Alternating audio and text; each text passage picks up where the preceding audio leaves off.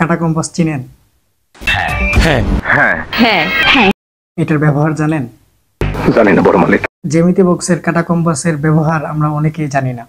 ঠিক তেমনি সেমিকোলন কোথায় বসে সেটা আমরা অনেকেই জানি না। সঠিক বলেছেন। কমার থেকে বেশি বিরতির প্রয়োজন হলে আমরা সেমিকোলন ব্যবহার করি। সেমিকোলন মূলত তিনটি জায়গায় বসে। বলো বাবাজি।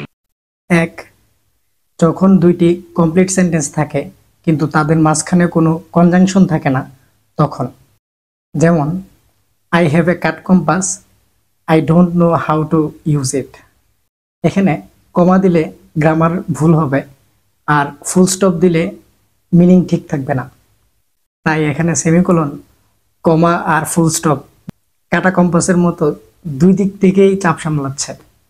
দুই, যখন কোনো ট্রানজিশনাল ওয়ার্ড থাকে যেমন হাউএভার, দেয়ারফোর, ফর এক্সাম্পল, তখন সেমিকোলন বসে।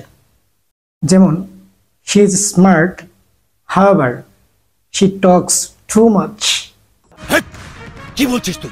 তিন, যখন সেন্টেন্সে বারবার কমা আসে তখন কমার রিপিটেশন দূর করার জন্য সেমিকোলন বসে।